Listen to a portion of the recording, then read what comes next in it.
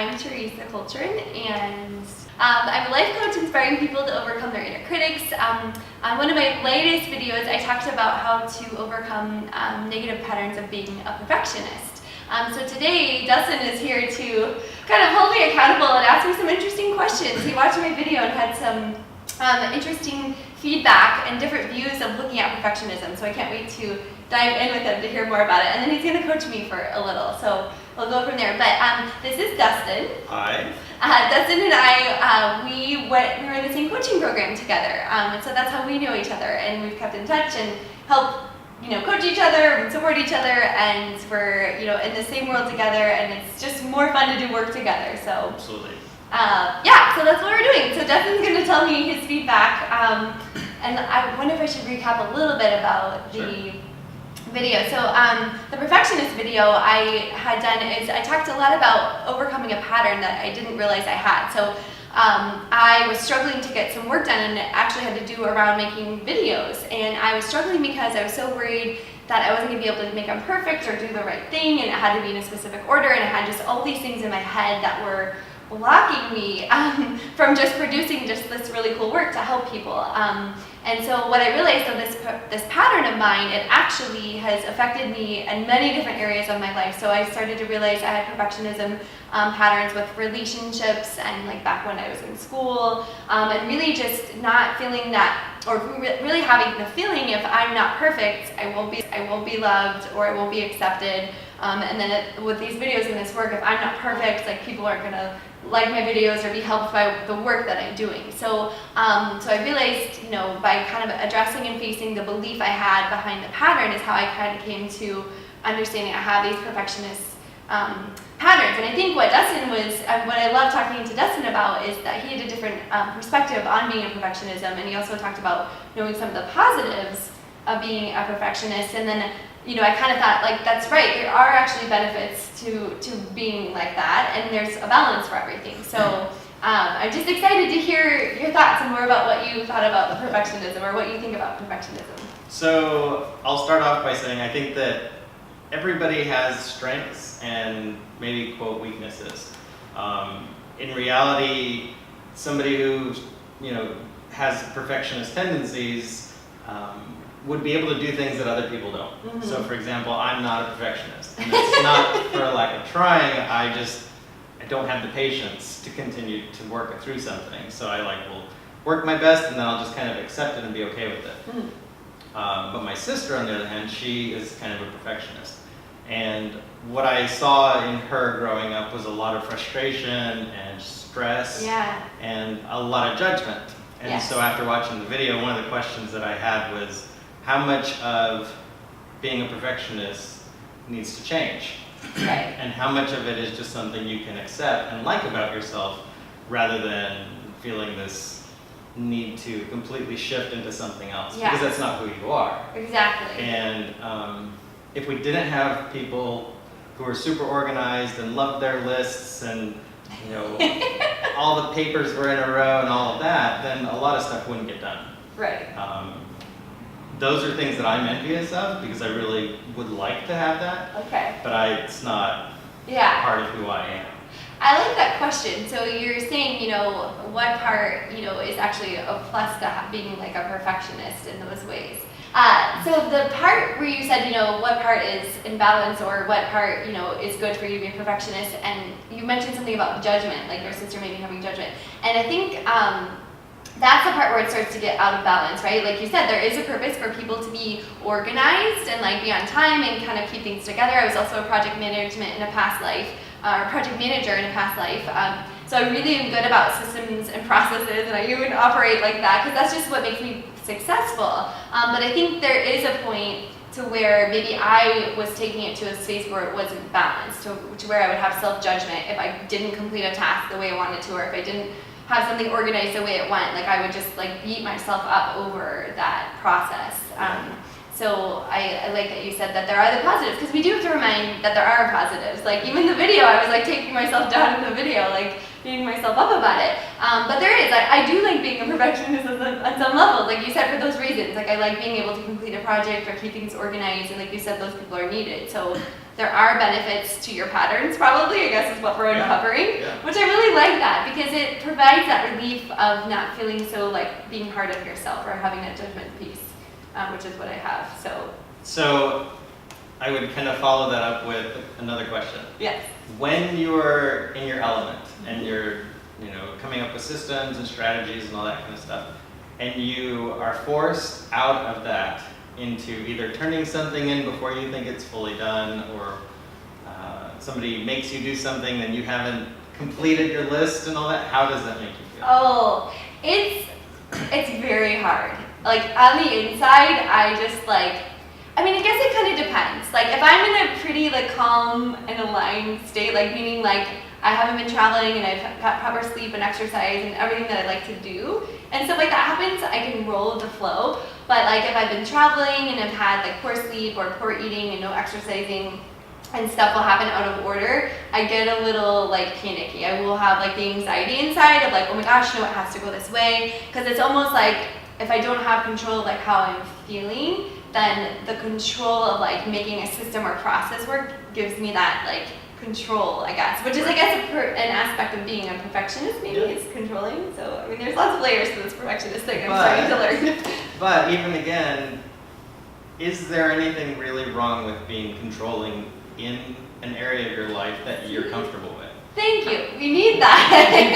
Because see, I went straight to like the negative. Yeah. So I mean, I guess no. Like it goes back to that balance piece, right? Like you can be controlling of your schedule or whatever, and if that's what makes you flow and that's what you're comfortable doing, that's great. But like do it in a balance and don't, maybe don't overdo it like I do, or don't panic. Like I will cause a lot of unnecessary stress if I'm feeling that anxiety and stress and pressure around like something not going the way I thought it would be. Which is life, by the way, right? Like Absolutely. Life does not go the way that you planned it ever. And so like the faster we can like get that and not be so attached to like the outcomes and results and just kind of show up and do our best, that sounds good to me. I hope I can continue to learn that in my process. So I sent you, that just made me think of something. So I sent you a video right before coming Yes. here. And this crazy guy is being interviewed, and the interviewer says to him, "What's your favorite moment in life?" And he says, "This moment." and I love it because so often the anxiety and the stress that we feel comes from something that we think is going to happen, or something that we are afraid is going to happen. Yeah. And so there's this fear that is driving us forward. And whenever we're driven by fear, the anxiety, the stress, all of that stuff goes through the roof. And then the judgment starts. And when something doesn't work out the way that you want, or you don't get to do it the way you need to do it to feel that peace and that sense of accomplishment, then you're judging. Right. And what I will say, I want to say this real quick because we're focused on the perfectionism, which is fine, it's good. But the opposite end of that is you have people who are so on the other end of the spectrum that they never get anything done because they're so busy talking to people and hanging out, and those things are great as well. But when that's out of balance, nothing gets done. Right. And so you have the two ends of the spectrum. You have people who deal with perfectionism, and then people who are just so social that nothing happens. And so there's a nice balance in between. And when you can remove the judgment of having to be one or the other and realize that the peace that you need and the peace that you need to feel for your job, your life, your relationship, whatever that is, when you can accept it as something that is just a part of who you are, then I would imagine that a lot of that kind of weight that you carry will kind of start shedding itself. Oh, I like that. That's actually one of the things I talk about in one of my other videos, is like learning to like have acceptance of who you are and where you are at in your journey. And that's a tough one in itself because like you said, there's that judgment of yourself. So it's like, where can you find somewhere in the middle to where you're not either one extreme or the other, and where can you show up and just learn that like self-acceptance of yourself, of where you're at without the judgment, right? There's so much judgment all the time of ourselves and others. And to me, I think the acceptance piece is really like, I always like talk to clients and people about like self-love. And when I say that, I think, and I even actually was confused about what self-love meant. The way I mean self-love is that acceptance piece. Like once you can actually accept yourself, like that's where the freedom comes from, and that's where the weight gets lifted. And because nothing else should matter. Like you should accept yourself, and nothing else should matter. And people can do whatever they want, judge you, whatever. But you know who you are, and if you can show up for yourself and just learn how to honor yourself and accept yourself, maybe that's the key to the balance. Yeah. So, question. Yes. Okay. I like it. So in your quest of exploring perfectionism and what it could look like, what it might look like, what would be ideal for you? What is that point when you come up to that wall, maybe where you make a conscious choice or unconscious to choose anxiety or peace? So what is that point? Whoa. So that's a really good question. So you're asking what happens between, like if there's like a specific moment of where I can choose like anxiety or peace in that perfectionist moment. Ooh, that's a really good question. I think it has to do, honestly, with like my level of consciousness and how like emotionally attached I'm into something. Okay. Because if I get like really like worked up about something, like say something has happened and it's made me upset and then I'm emotional, then that's usually when I find like all logic goes out the window. Like I'm like just like this emotional mess, and so my logic goes out the door, and so and then I'm not conscious to know that I'm actually choosing the path of like anxiety and to make something worse than it already is. But it goes back to that, if I'm feeling in alignment and I'm not emotional and something like that happens, I actually do stop and I can see the paths. And so that I can, it's very easy to choose like, nope, it didn't happen the way I wanted, but it's gonna be okay, everything's fine. So for me, like that brings up like the whole alignment piece. Like I know that I just need to be aligned with like, you know, mind, body, spirit, like food, eating, sleeping, like when and exercise, when I feel like I've had all that, then I'm more conscious and clear and can choose the path of, you know, like the path of peace and calmness. If I haven't had all that, then like I'm reactive and I'm emotional, and I will choose that other path. Right. That's a good question. But what you just described is awareness. Yeah. When you're aware of maybe you're prepped from the day. Did you get up and do your yoga, or did you get up and you know, on the wrong side of the bed? And it does affect everything. And as we go through our lives, we have to find our own red flags. Yeah. And you know, for me, my red flags come up in certain relationships. And but maybe with people I work with, or maybe family, or you know, dating relationships, or whatever the case might be. And so when something happens that maybe triggers that, oftentimes I find myself just continuing to go through the day. And I never take a moment to stop and look at why. And not why as in this happened and this happened, but more why am I reacting this way? Like what about this situation is causing me distress or causing me to be frustrated, or whatever the case is. And the more you take time to do that, the more aware you are when it happens in the future, which I know sounds like common sense, but but when you can accept the various things, that judgment starts to kind of like dissipate each time. And yeah, I don't know. I love all the lists, I love all of the maybe action items that you gave in the last video. Oh, thank you. Yeah. So I just would love to see how people respond when they could imagine themselves either not judging themselves, or the other aspect of it was feeling like they're being judged. Yeah. Because perfectionism has this negative connotation to it. Yeah. And so it might not even be that you're judging yourself, it might just be that you feel that somebody else is going to be judging you if you know, adjust something just too much, or whatever the case might be. So. Yeah. Well, no, I love that you say that you are working on finding the time to stop yourself and ask yourself, why am I acting this way? And I think that's probably like the saving grace. Like if you're going down a rabbit hole of emotions and like things are unraveling and you feel like you don't have control, if you have at any point in time, if you can just like ask yourself, why am I doing this? Why is it that big of a deal? How did this come about? Like what am I doing that's causing this situation? Like that right there is like, that's taking a moment to be like present with yourself.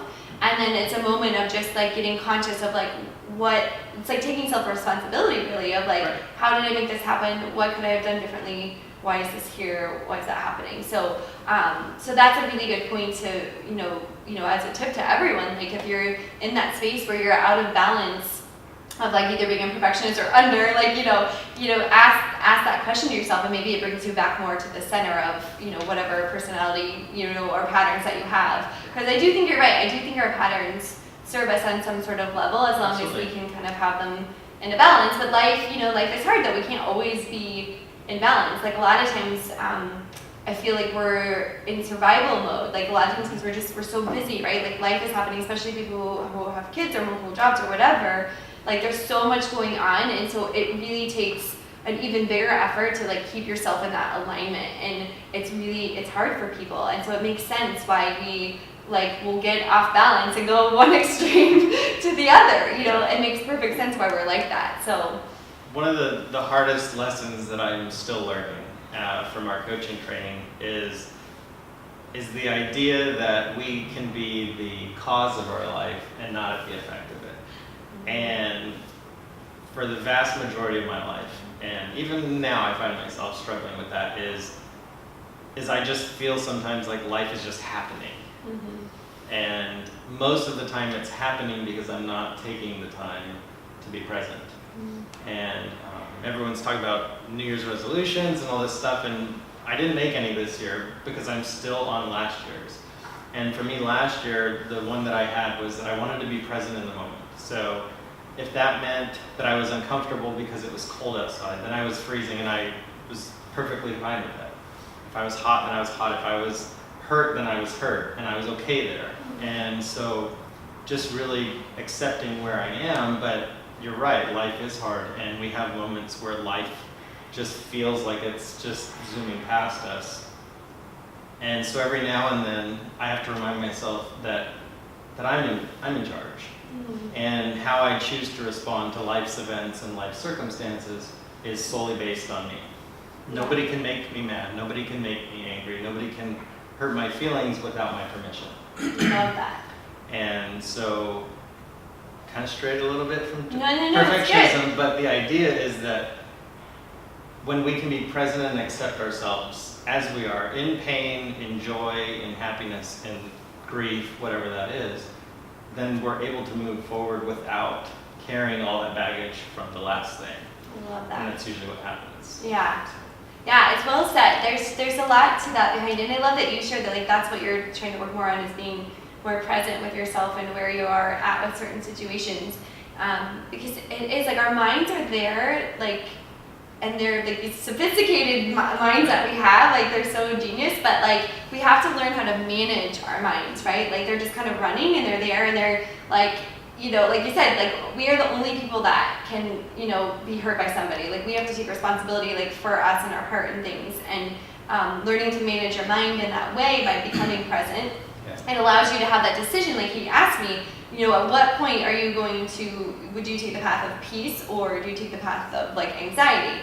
And that's that moment where being present and learning how to manage your mind enough to where you can stop yourself in the midst of everything and make a choice, right. And make that be a conscious decision. So I think that's a huge thing for everyone, probably. So one more question. Yes. At least it just came to mind. So when we talk about balance, and you're talking about perfectionism and the opposite end, which is just not caring, sometimes is what it might feel like. What does balance look like for you? A great question.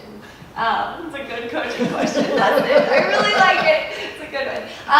What is balance? Oh. So it goes back to, I feel the most balance with being a perfectionist if I have taken care of myself personally, meaning if I've gotten a full night's rest, I've eaten healthy, I've gotten to exercise, and I've got to meditate.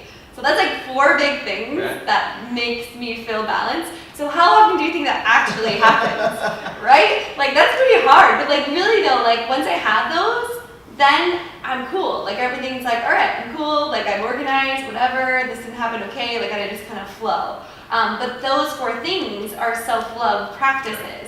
And so that just kind of shows you a little bit, our culture is almost, I think we're shifting, but our culture isn't designed to have time to self-love. And I think for me as a coach, one of my big things I want to inspire people to do is learn how to make time for yourself each day, to have at least one of those like 4 things on your list that's gonna make you feel good so that you can show up the way you want to. So for me, like those 4 self-love pieces makes me feel like I'm in balance with the perfectionism and I'm not having negative judgments or anything like that. Like if I'm lack of sleep, poor eating, no exercise, no meditation, like the glass is half empty, I've got negative glasses on, like everything is horrible, like I have all this self-doubt, like why bother? I mean, why bother, the world is over, like blah, like, you know, like literally, like that's the difference between like having that conscious choice of like just being reactive and emotional and going like straight into it. So I love that question. It's a good question. So let's say those things aren't there. How do you regain them? Because let's say you travel all the time. How often are you going to get fresh berries and right. you know, eggs and all that stuff? And so being aware that you're entering into a time. Let's say you got travel next week. So being aware that you've got this trip coming up. Yeah. What do you do? And not just actions, but like mindset. Yeah. Like acceptance. How do you accept, you know, that if you don't get to eat lunch, how do you accept that? I don't know. I don't know what triggers you. So I guess that's maybe a little clarity is when you struggle with perfectionism, what is an example? What triggers you? Yeah, and that's a good question. So Dustin was, just in case we weren't clear, that was another question. Sorry, I can re-ask it. So Dustin was asking me, he's like, so what can you do to prepare if you know you're going to be traveling and you're not going to have access to fresh berries and doing your 4 things that keep you in alignment? Like, how can you learn to accept that you won't have those things to keep you in alignment? What can you do? Right.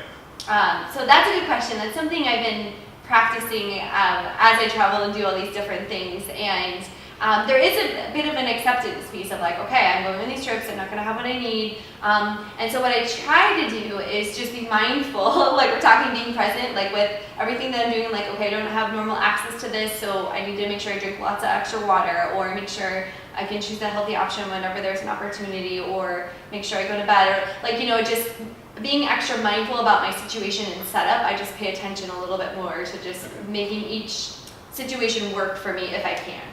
That's the goal. Okay. And so when you find yourself in a moment where, let's say you've even done the 4 things, okay, and you find yourself in a moment where that stress just hits you, what do you tell yourself? And how do you, multiple questions, but you'll get the gist of it is, when that happens and you're stressed, what do you tell yourself, but how do you get out of it? Yeah, how to get out of it. It really depends, like it's that whole emotional thing for me. Like if I'm like really upset and emotional, like I think I actually have to go through a period where I'm just like mad about it. Like if I like get emotional, I absolutely love that. I will just be like, I'm mad, this didn't happen, like da da da, like and I will just like sit there and grunt and like do whatever I need to do. So I definitely will express myself. Like anyone who knows me, like I don't have a good poker face, like, and I can't lie. So like if something's wrong, you know something's wrong usually. Yeah. So I'll let myself be mad about it, and then once I get over that like little saga, it might be like it could be a whole night that I'm upset about it, which is so stupid. But once I get over it, then I kind of get back to that space of like, okay, it didn't happen the way I wanted. What's the worst that could happen? Like da da da da, and then I kind of like coach myself like, okay, this didn't happen, so what can you happen, or what can you make work? And I think that's actually a really important thing to help people with. Is like any situation you're in that may not be of your choice, just try to see if you can look at it and see how can I make it work for me. So like, because cards will be dealt and we can't like, you can't always change. change. You can't always change. So but how can you show up, like you say, like take responsibility, like what can I do with the cards that have been dealt, like how can I make it work for me? So that's always a question I'll try to ask myself when it doesn't go my way. I love that you accept it. Thank you. So, and you said it absolutely perfectly when you're talking about you just let yourself be that angry or mad or frustrated or whatever it is. And I was talking to somebody yesterday and they're going through divorce. And one of the things that they said was, you know, everybody around them is telling them, you know, they need to get over it, or they're better off and all this, and in reality, like, just because that might be the truth, that doesn't make that pain or the confusion go away. Right. And when we try to rush out of where we are in our pain or grief or whatever, then we are shorting ourselves an experience. And one of my favorite quotes is, I can't even remember now. But it's from the movie Collateral Beauty. Oh, I love that movie. And, we were talking about their quotes. Yeah. And in the movie, essentially talks about noticing the beauty in everything. And when we find the beauty in being frustrated, then I feel like we have matured. Because the moment that our frustration or our anger or whatever the case might be gets out of our control or out of our hands, then we have let go of our power. And that doesn't mean we just go willy-nilly and if we're angry we hurt somebody. Like, that's not what I'm talking about, but allow ourselves to feel whatever it is we're feeling. And most of the time, from my experience, either myself or people I've coached, when they can accept where they are and just be there, that pressure and that weight and that judgment of external sources or even themselves just goes away. Yeah. Because it's okay for them to be where they are. Short little story, my stepfather passed away a couple years ago, and my mom was grieving, and a bunch of people around her were like, you need to do this, and you need to do this, and you need to get out there and go be with people, and those are all great suggestions. But the reality is she just needed to hurt. She needed to be sad. And I remember talking to her and she was upset, and I said, Mom, it's okay that you're hurting. And just acknowledging where she was just took all that pressure off. Because when somebody tells us we need to do something, or we tell ourselves we need to do something, and we can't do it or won't do it, and we don't accept that that's what we're feeling, then it just stresses us. Yeah, absolutely. And so I love that you accept it, and you're like, I'm just going to be angry for a little bit. And sometimes I'll put a timer on it. I'll be like, I'm going to be angry for 30 minutes, and then I'm done. I like the timer idea. Doesn't always work. Sometimes it goes longer, but for the most part, I'll set a timer, and it's a conscious reminder, okay, this needs to stop. Yeah. Because this isn't serving me anymore. Yeah. So finding that balance of being where you are, and what is it going to serve you and what is it not. Yeah. And so, yeah. I love that. Thank you for sharing that. And that's so true. I think a lot of times in life we can self-judge ourselves. Like if you lost a loved one or you're going through a divorce, sometimes, people that love you, they'll kind of say, oh, you should do this or that or whatever. So you kind of feel like you almost have to maybe live up to whatever people are telling you. But really, all you can be capable of is just being, like you said, accepting where you're at, which is sad or whatever. And just learning to do that without judging yourself and making yourself think that you should be somewhere that you aren't yet. Taking away that pressure. So I love that you said that because that's a real thing. So yeah, absolutely. Cool. Well, this is so fun. I'm glad we did this. We do it again. Way to go. We're totally doing this again. Well, thank you for your coaching. I loved it. I hope you all found this helpful. And I hope it helps you find different ways you can take off pressure from yourself, depending on whatever pattern you have. So yeah, thanks for tuning in. I have more videos. I have a YouTube channel under Teresa Coltrane, and then you can visit my website at www.letgolivecoaching.com. I feel like I hate saying the website. It's this very long thing. But reach out. I'm on Instagram as well, and I can put you in contact with Dustin too. So, absolutely. Awesome. Well, thank you. Yeah. You're welcome. Okay. Thanks. Cool. That's a wrap. We're done.